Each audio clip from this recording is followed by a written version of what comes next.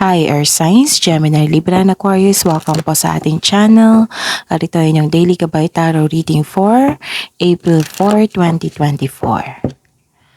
Please be reminded that this is general reading po, so maaari kayo makarelate o hindi. Just take what resonates.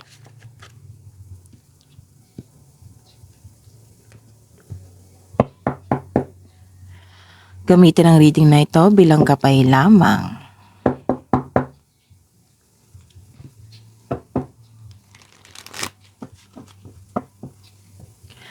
Balik po kayo dito bukas para sa ating Daily Gabay Tarot Reading.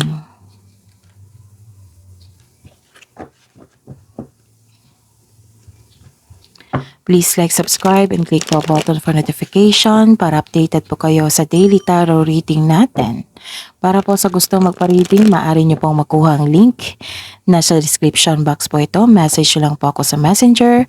Maraming salamat po.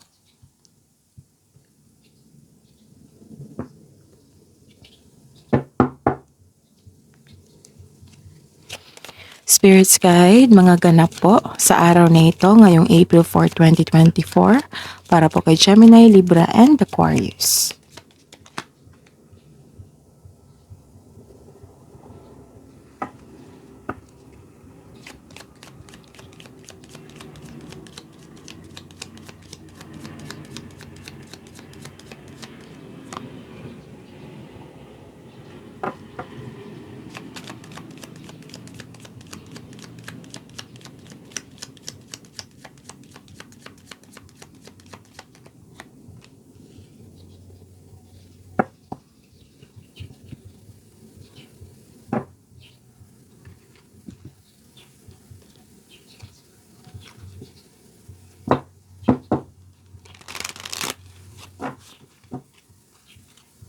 Spirits Guide, mga mensahe po para kay Gemini, Libra, and Aquarius ngayong April 4, 2024.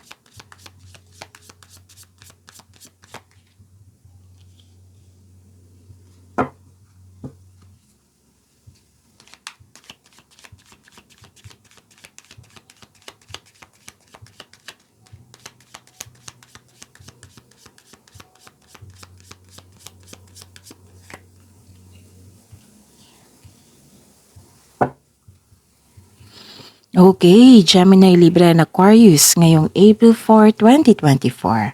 May nakita ako ditong dumating sa inyo, na-receive nyong opportunities na kailangan nyong magkaroon ng best choices. Make the best choices.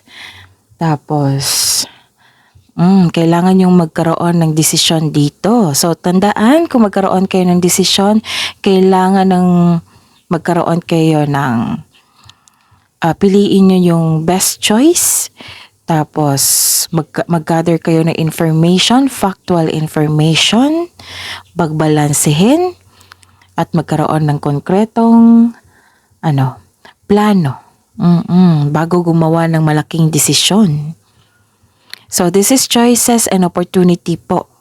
Tapos kailangan nyong maggawa ng desisyon. Pero mag-ingat po kayo ha, kasi may nakita pa rin akong mapalinlang na tao. Ito po ay isang manluloko. Ino-observe ka po niya. Ino-observe po niya kayo kung ano yung ginagawa nyo, kung ano yung mahalagang bagay sa inyo. Ito pong taong ito, may gusto siyang kunin sa inyo. Pwedeng opportunity na dumating sa inyo. Pwedeng ideas, pwedeng bagay, pwedeng tao. Yan yung gusto niyang kunin sa inyo. Nag-observe po siya sa inyo at may masama po siyang intention sa inyo. Ito po ay mapalinlang na tao, mahilig magmanipula. Yung nakikurious siya, ano kayang ginagawa ni Gemini, Libra, and Aquarius? Bakit ang busy-busy niya ngayon? Okay, so may nakita ko dito na mag-travel po kayo or nagkaroon ng movement. After nitong magkaroon kayo ng big decision, magkakaroon ng movement po. Action. And pwede din itong travel ha. Pwede din pauwi kayo para magbakasyon, para magkaroon ng journey. Oo, magkaroon ng adventure, bakasyon, adventure, pwede ding new journey sa inyong buhay. Paglilipat ng bahay, pwede. Paglilipat ng trabaho, paglilipat ng posisyon sa inyong table, sa inyong higaan, pwede rin. So, ayun. So, this is also na, yes, transition pa rin. Transition, transformation. So, this is the clarification of your cards here na I think lumabas ito kahapon sa inyo, sa April 3, 2024. Nagkaroon ng transformation. So, transform the situation. So, you're making best decision big decision. Kaya nagkaroon ng transformation, pagbabago. So transform the situation and authority.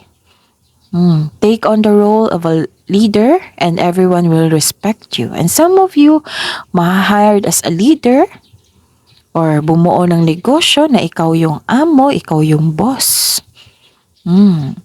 So take on the role of a leader and everyone will respect you. Be self-confident. Palakasin ng inyong confident because this is power and authority. Spirit's guide. Energy po ni Gemini, Libra, and Aquarius ngayong April 4, 2024.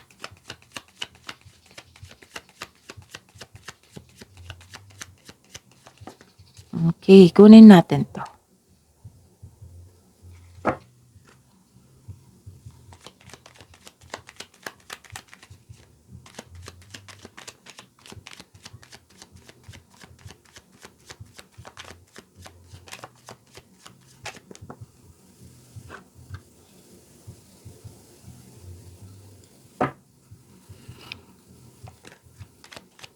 Spirit's guide. Career and money po ni Gemini, Libra, and Aquarius ngayong April 4, 2024.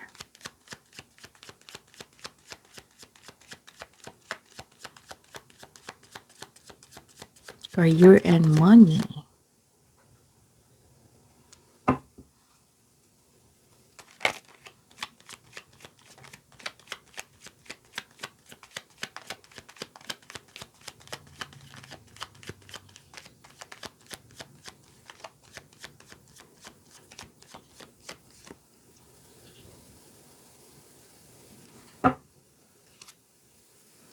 Spirit's guide. Love life, self-love, partnership, and romance ni Gemini, Libra, and Aquarius ngayong April 4, 2024.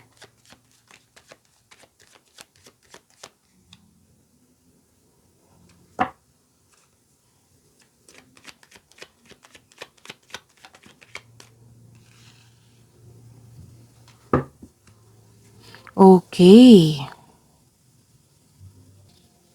Okay, Gemini, Libra, and Aquarius, please visit our channel po. Scroll down nyo lang po. Andun po yung bagong video natin. Check nyo po yung April 2024 Kapay Tarot reading nyo po. Scroll down nyo lang po hanggang makita nyo yung pong individual video nyo po. Tapos may bago din lang tayong video regarding sa career and money nyo. Separated video po iyon, Gemini, Libra, and Aquarius, para may makuha kayong karagdagang mensahe na magsilbing kapay po sa inyo. At open na po yung schedule natin for booking para sa mga gusto magpa-personal reading. Check nyo po ang description box ng video na ito. Yes, nasa baba po ng video. May nakapost na link dyan. I-click nyo po at i-message nyo po ako sa messenger for inquiry or for booking. Maraming salamat po. Okay, Gemini, Libra, and Aquarius ngayong April 4, 2024. May nakita ko dito na granted yung manifestation nyo. Wow! So this is, solid bikini. So this is the third card clarification na may nagaganap na solid bikini. Okay? Bagong simula. Tapos, makaka-receive kayo ng magandang balita. Pwedeng tungkol sa napapasukan. Like for example, scholarship, sa trabaho, yung nag-apply kayo tapos natanggap kayo. So, congratulations sa mga nag-take ng action dyan. Gemini, Libra, and Aquarius, kakasimula mo lang sa, some of you kakasimula mo lang sa, kasi this is new beginning eh. So, some of you, kakasimula mo lang sa trabaho ng isang kumpanya o negosyo. Sabi po ng card dito na patuloy mo lang ang pagsisikap. Tutukan mo ito kasi magkakaroon ng self and financial growth. Maging bukas ka rin sa mga advice ng nakakatanda sa inyo o may well-experienced na pinasukan mo sa naka-align sa inyong pinasukan mong karera. Okay? So mag-ask kung gusto nyo kung comfortable kayo na mag-ask kayo ng advice sa elders, sa mentors nyo, advisor, yung sa mga may well-experienced mo, yung sa mga may well-experience, na matagal na sa business industry. Baka comfortable kayo maghingi ng advice sa kanila para may makuha kayong idea, para makatulong sa inyo para maggawa ng desisyon. Siyempre kayo ang maggawa ng desisyon yan. Mag-gather lang kayo ng factual information. Okay? Tapos, may parating na masaganang panimula sa workplace. Sa workplace man, sa negosyo man. Tapos sabi po ng card dito na kailangan nyo mag-ingat sa paggawa ng plano para magtagumpay ito. Ilan din dito dinedevelop nyo ang bagong hobby o skills na makadagdag ng income. So, ayun, tutok kayo ngayon sa trabaho, focus kayo sa trabaho, and you're putting effort without rushing. Ito yung gusto ko. Yung ini-enjoy mo yung bawat moment ng mga ginagawa mo na walang rush. Okay? So this is solid beginning, bagong simula. And granted yung manifestation nyo, some of you. Okay. Kasi, okay. Okay. May nakita ko dito na you are walking away. Nagkaroon ng moving on. Nagkaroon ng movement. Ito yung sabi ko kanina sa inyo dito. Na nagkaroon ng movement, transition, paglilipat, relocation, may pag-atras, pagtakas sa isang sitwasyon, bagay man, lugar o tao. Nirelease mo ito kasi hindi ka na masaya. Umalis ka para for your own growth. Hindi kasi tayo magkakaroon ng growth kung magstay tayo sa hindi tayo masaya. So this may feel distressing sa ngayon pero wag mong hayaan na makulong ka sa kalungkutan. Kailangan mo ng aksyon para magkaroon ka ng freedom. Some of you ready na kayong iwan ang inyong kasalukuyang trabaho na walang nangyaring growth. And some of you gumagawa ng aksyon para umalis dahil hindi na ito nakaline sa inyong goals at ambisyon mo sa buhay. So may pag-atras na mangyayari, you are walking away para magkaroon ng growth. So you are making an action para magkaroon ng freedom. So this is movement, relocation. So this is the clarification of your card. Okay? Sa career and money. Okay. Sa career and money nyo po, nagkaroon po ng conflict. Nagkaroon po ng argument. So this is the clarification of your card here. Na may taong mahilig mangialam. May taong mahilig mangialam, may taong mahilig maggawa ng conflict, may taong tutol sa inyong desisyon. May nakita ko dito nagkaroon ng conflict. This is challenges. Nagkaroon ng argument. Okay? Nagkaroon ng pag-aaway laban sa co-workers. Pwede rin na may boss kayo na toxic. So know when it is time to walk away from an environment na hindi na nakatulong sa inyong growth. So this is the clarification of your 3 cards here na naging uncomfortable kayo, you are walking away. Oo, you're giving yourself a freedom sa mga sa mga kasama mo dyan. Kasi nagkaroon ng argument eh. So you are walking away. Or hindi mo pinansin ang kanilang toxic traits. Yan yung pinaka-importante, 'di ba? Na huwag niyong kunin yung energy nila. Kasi yan yung magbibigay sa inyo ng blockages. Okay? Yan yung dahilan na magkakaroon kayo ng blockages. Yan yung dahilan na magkakaroon kayo ng negative energy. Okay?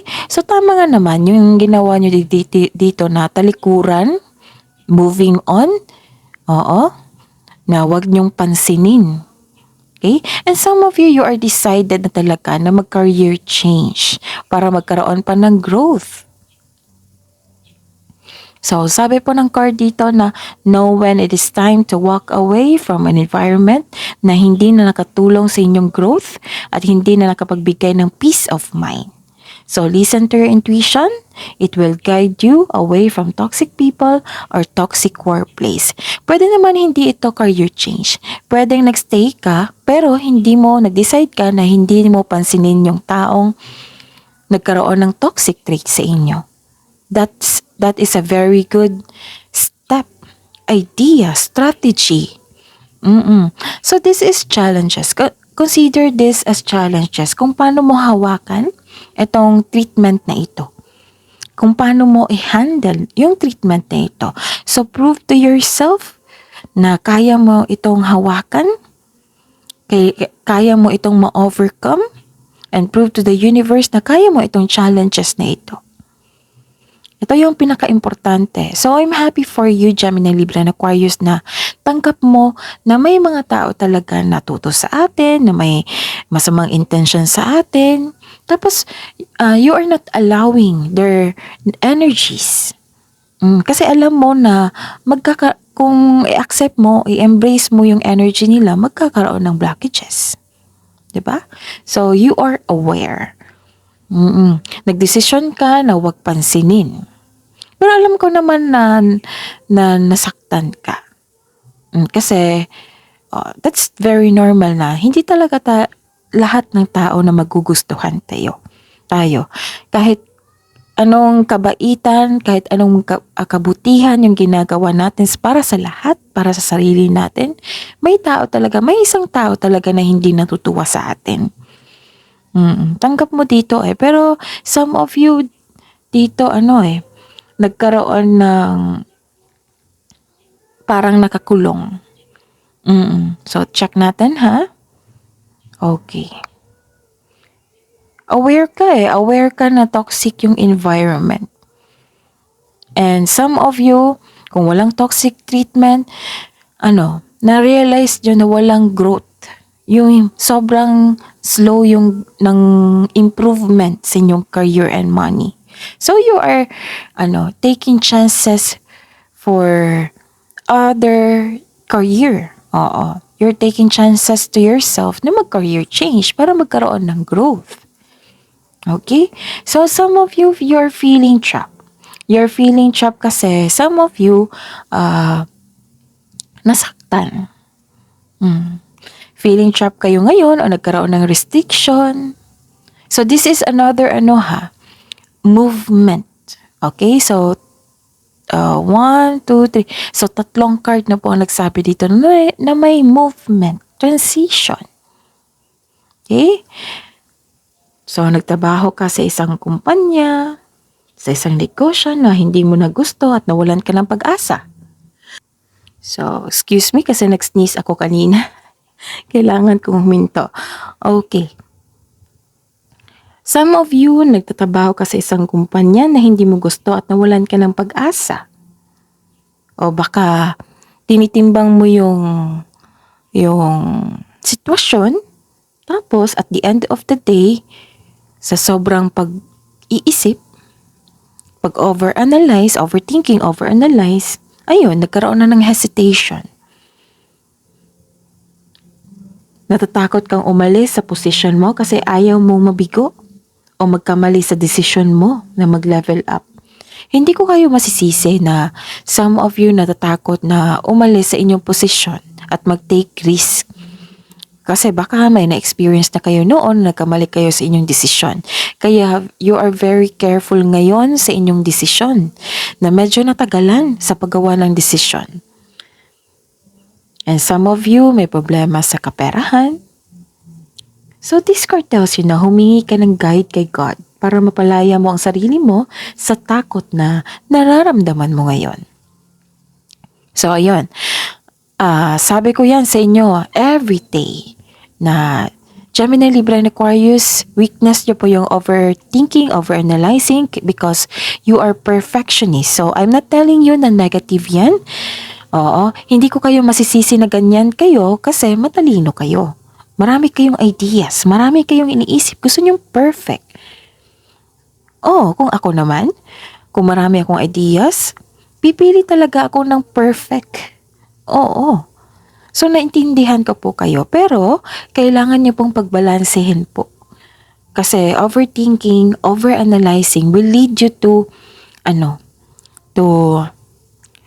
will lead you to unhappiness. Hindi na kayo maging happy dyan. Tapos mawala pa yung opportunity sa katagal, kasi nakakulong kayo sa inyong pag-iisip. Maraming chances na mawala kung masyado kayong nakakulong sa inyong isipan. Diba? Sabi ko yan everyday sa inyo. So, overthinking and overanalyzing steals your happiness. This is a distraction. So, paano ba? Paano ba mag-stop ng overthinking and overanalyzing, Miss Jav? I-identify mo muna, i-notice mo muna kung paulit-ulit na ba yung mga iniisip mo kahit wala pang yung paulit-ulit na iniisip mo na kailangan gawa ng solusyon pero hanggang ngayon wala pang solusyon kasi paulit-ulit eh.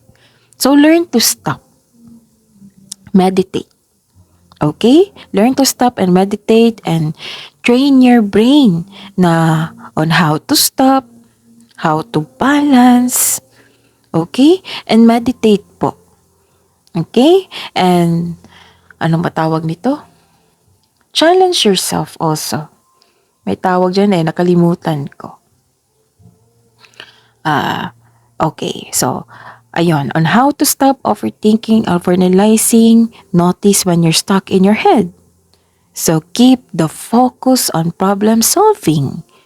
Oo. Balik kayo sa problem solving. Huwag kayong babalik sa paulit-ulit na lang na, nangyari na ito, nangyari. Hanggang nabibigatan na kayo. So, focus kayo sa problem solving. Challenge your thoughts. Kasi diba nakakulong kayo sa pag-iisip nyo. So, schedule time for reflection. Yung mas relax kayo. Like for example, mas relax kayo kung walang maingay na tao. Yung early in the morning or late night. Yung comfortable kayo sa time. May moment yan Depende na yan kung anong time kayo magiging comfortable. Tapos learn mindfulness skills. Research kayo on how to learn mindfulness skills. Tapos kung paulit-ulit na lang, hindi na kayo makapag-isip ng mabuti at hindi na kayo makapagbigay ng problem solving, ganon. So, change the channel or stop. Train your brain. Okay? So, ayun. Get out of your head and explore the world. Kasi, kung nasa isipan kayo, wala kayong ang ending niyan, wala kayong nagawa. Puro bigat lang yung nararamdaman mo. Okay? So, ayun. So, kailangan yung ma-stop yan. I-train mo yung brain nyo, mindfulness skills. So, mag-research kayo kung paano yan. Okay? So, ayun. Dapat makawala ka dyan. Tapos, nakikita ko naman dito na you are decided to free yourself from the toxic treatment. Na hindi naman kailangan siguro na some of you nag-career change and some of you, hindi mo hinahayaan na makapasok sila sa inyong isipan. Hindi mo tinanggap ang kanilang energy. Nalikuran mo, hinayaan mo, kasi hindi ka pa makausap. And some of you, Wala kasi akong nakikita ditong confrontation. So, hinayaan nyo, hindi nyo inalaw, hindi nyo tinanggap yung toxic traits nila. Kung wala kayong ginagawang masama sa inyong kapwa, then bakit kayo mag-matter? Diba? Huwag kayong magbigay ng concern sa isang tao na may problema sa kanilang sarili. Okay? Ano pa? Okay. Sa love life, self-love, partnership, and romance, para sa mga single dito, hindi pa kayo handa pumasok sa isang relasyon, lalo na trauma ang iniwan ng past love mo. So, nahihirapan kang magtiwala muli. So, this card tells you na mag-move on, let go mo yung worries, at patawarin mo na ang inyong sarili. Yes, kung natatakot ka pa na pumasok sa isang relasyon, ang unang gagawin mo, love yourself more and forgive yourself. Para tuloy-tuloy po. And you are deserved to be loved. You are deserved to love. Gemini, Libra, and Aquarius. But I respect your choices na hindi pa kayo handa. So, make yourself busy and make time for yourself para may ma-discover ka pa na mas makilala mo pa yung sarili mo. Okay? So, let go mo yung worries, patawarin mo yung sarili mo po. And sa mga may relasyon, isa sa inyo hindi maka-move on, naging toxic ang relasyon. Relasyon sa buhay mag-asawa, nauubusan ka ng pag-asa, siguro may nasabing hindi maganda ang kapareha mo na nagdulot ito ng trauma, kaya kailangan nyong mag-usap ng mahinahon. Open up yourself na ito ay i-address mo yung hurt feelings mo and adjustment mo para magbigyan nyo ng solusyon ng dalawa. Kasi yung relasyon is team up. Teamwork yan. Hindi pwedeng kayo lang ang maggawa ng solusyon. Hindi pwedeng ikayo lang ang gumawa ng aksyon. Kayong dalawa ang mag-ayos. Oo. So, kailangan magkaroon ng honest conversation. Sabihin mo kung ma-pride yung taong na yan, kung ma-ego yung tao na yan, then sabihin mo, makipag-usap ako sa'yo, hindi sa kung sino yung panalo at talo sa atin, hindi sa kung sino yung tama at mali sa atin, kundi nakipag-usap ako sa'yo para maging maayos ang ating relasyon at may bigyan ng solusyon. So, I need your help. I need your cooperation. Na sana magkaroon tayo ng honest conversation at ayusin natin to para hindi na tayo mag-away. Ganun. Okay? And I'm hoping and I'm praying na makipag-cooperate ang inyong partner. So, focus on mind healing instead of suffering. Okay? Ano pa? Ang daming mensahe. At saka, okay, mag-ingat po kayo sa isang tao na masakit magsalita. Baka ito yung dahilan na nagkaroon kayo ng argument. And some of you nagkaroon ng hesitation para kausapin siya. So, kailangan yung palakasin ng inyong confidence. Be self-confident. Kailangan yung palakasin para, improve your communication. Magaling naman kayo sa communication Gemini, Libra, and Aquarius. That is your strength. Okay? Huwag kayong matakot na matalo. Huwag nyong hayaan na matalo kayo ng inyong pakiramdam, yung emotion. So, nagsiselos sa tao or kayo ang nagsiselos. So, ito yung main concern nyo. Yung masakit magsalita, or nagsiselos sa tao. Okay? May pagsiselos na ganap.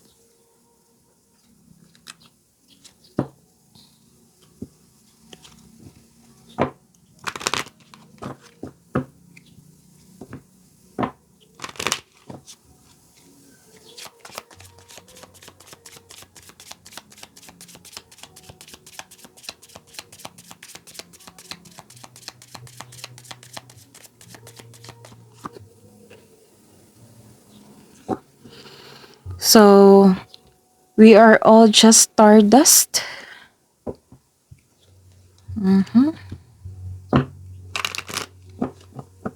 That is the message.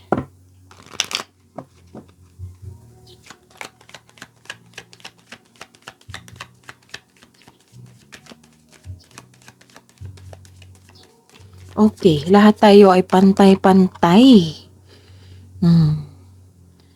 Talagang ina-analyze ko. So, sa love message po sa mga buhay mag-asawa at sa mga may relasyon, your soul is preparing to reconnect, trust in the process. So, ayun, hingi tayo ng wisdom message para kay Gemini, Libra, and Aquarius. Wisdom message po. Okay. Baka ito yung isa sa dahilan nagkaroon kayo ng conflict because nagkaroon ng rivalry or competition. Alam niyo ba, si Gemini, Libra, and Aquarius ayaw ng kompetisyon. Oo. Baka some of you hindi pa yan na-realize. Yes, ayaw nyo po. Karamihan po sa inyo ayaw po ng kompetisyon. So, kailangan nyo magsummon ng courage nyo and have self-confidence. Self-confidence, self-confidence, self-confidence. So, tatlong cards na po nagsabi dito. So, kailangan nyong palakasin ng inyong tiwala sa sarili, self-confidence, and big courage. So, this is a reminder to be more gentle with yourself and others. The grace, sensitivity, and gentleness. Okay. And gentleness echo the qualities brought forth when living from the heart. Kasi may minsan pag napuno na tayo, hindi na maganda yung salita natin. So that is the weakness of your sign. Pero ayun, nagpaalala sa inyo yung card sa inyo dito na be gentle, be love. Alam kong masama na yung treatment nila sa inyo, masama yung ginagawa nila sa inyo. So be still. Be still. Magkaroon ng mahabang pasensya at pag-intindi. Okay, so be gentle also. Be kind to everyone and be love. So, huwag kang mag-alala. Nakikita ko naman yung justice dito. So, sorry. Baka na yung camera. So, divine order, sabi po ni Archangel Raguel, everything is how it needs to be right now. Look past the illusion and see underlying order. So, careful po daw kayo sa taong manloloko, mahilig magmanipula. Okay, so that is your reading po. Gemini, Libra, and Aquarius for today, April 4, 2024. Please like, subscribe, and click the button for notification para updated po kayo sa daily tarot reading natin. Maraming salamat po.